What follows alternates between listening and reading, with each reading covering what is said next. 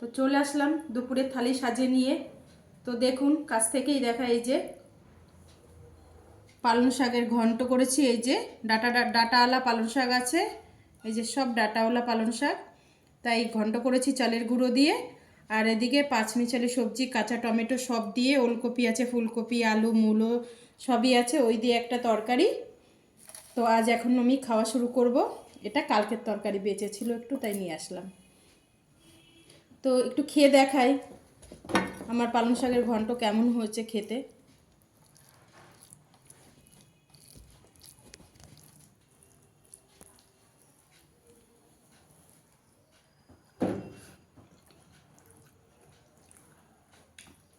দারুণ টেস্টি হয়েছে।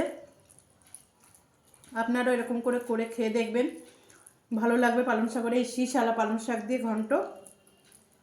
আর আমার ভিডিও যদি আপনাদের ভালো লাগে অবশ্যই আমার চ্যানেলটিকে একটা সাবস্ক্রাইব করবেন। আবার আসছি কালকের ভিডিওতে।